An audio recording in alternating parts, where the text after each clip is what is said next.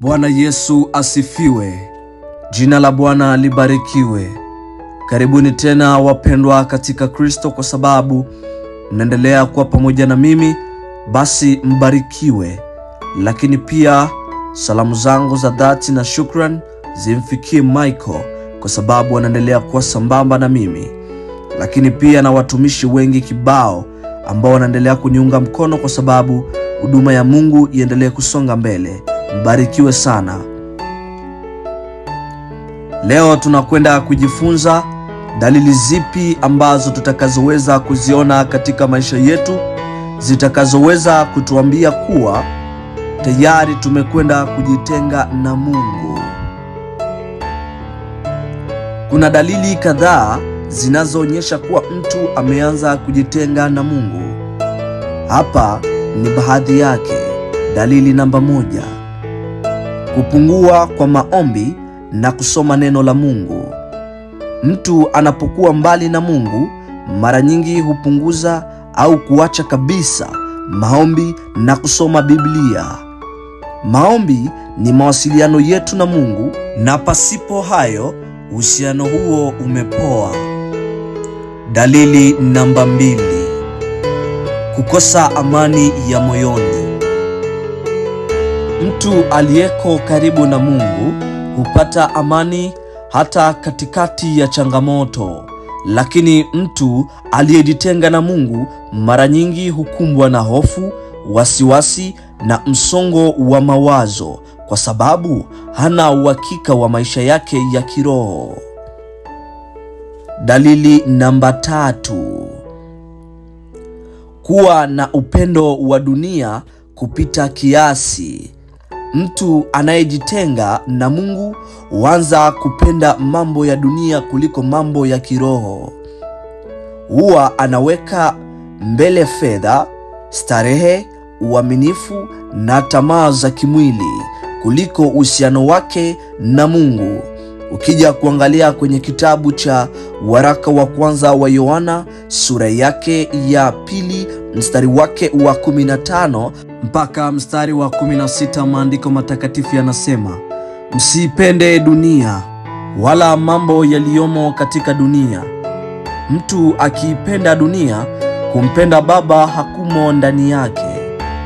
16 na mwisho, maana kila kilichomo duniani, yani tamaa ya mwili na tamaa ya macho na kiburi cha uzima, havitokani na Baba, bali vyatokana na dunia. Dalili namba 4: kukosa toba na kuhalalisha dhambi.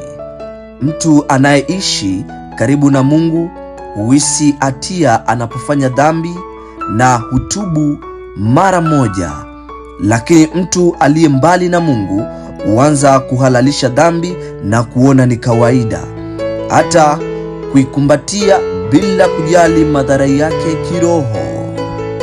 Dalili namba 5: kutoridhika na kila kitu. Mtu aliyeko mbali na Mungu mara nyingi hukosa furaha na kuridhika. Hata akipata vitu vyote vya dunia, anatamani zaidi na zaidi, lakini bado anahisi upweke na utupu ndani yake.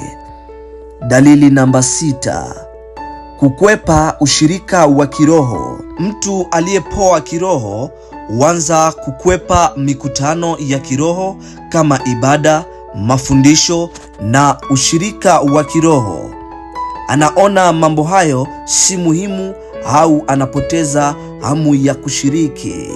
Dalili namba 7: kukosa unyenyekevu na utii kwa Mungu. Mtu anayejitenga na Mungu huanza kupuuza au kupinga mafundisho ya Mungu. Anakuwa mgumu wa moyo, hataki kusikiliza maonyo, na anaweza hata kuwa na kiburi cha kupinga ukweli wa neno la Mungu. Dalili namba 8: kuwa na hasira, uchungu au kukosa msamaha. Mtu aliye mbali na Mungu mara nyingi hujaa hasira, uchungu au chuki dhidi ya wengine. Anashindwa kusamehe kwa sababu hana roho wa Mungu aliyeleta upendo na rehema ndani yake. Dalili namba 9, kupoteza mwelekeo wa maisha. Mtu anayejitenga na Mungu hupoteza mwelekeo na kusudi la maisha. Hana tena shauku ya kuishi kwa utukufu wa Mungu, na anaweza hata kuishi maisha hayana maana. Dalili namba 10, kupuuzia sauti ya Roho Mtakatifu. Roho Mtakatifu hutufundisha, kutufariji na kutuongoza. Mtu aliyeko mbali na Mungu hupuuza sauti ya Roho Mtakatifu na hata anaweza kuanza kuipinga, akifuata tamaa zake binafsi badala ya mapenzi ya Mungu. Ikiwa unahisi dalili hizi katika maisha yako, bado kuna tumaini. Mungu yuko tayari kukupokea tena. Njia bora ya kurudi kwa Mungu ni kutubu dhambi, kuanza kusoma neno lake, kuomba kwa bidii na kutafuta ushirika wa Kikristo. Mungu ni mwema. Mungu ni mwenye rehema na yuko tayari kuturudisha tunapomrudia kwa moyo wa kweli. Hata ukisoma katika kitabu cha Yeremia sura yake ya 29 na mstari wake wa 13, maandiko matakatifu yanasema, nanyi mtanitafuta na kuniona, mtakaponitafuta kwa moyo wenu wote.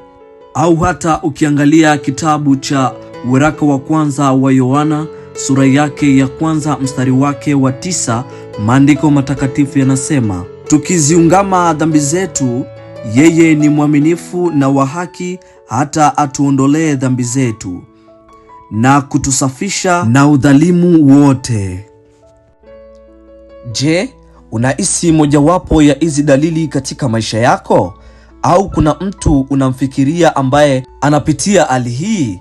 Basi kamata linki hii, share kwa watu, endelea kuambia watu kuwa wasikose kuwatumia watu wengine, kwa sababu hichi ambacho umekipata wewe kimsaidie pia na mwingine, na Mungu aweze kuwabariki. Amen. Karibuni tena watumishi wa Mungu, kwa sababu mnaendelea kujitolea toka mwanzo, mko na mimi. Basi Mungu awabariki sana. Mimi ninaitwa Fred David.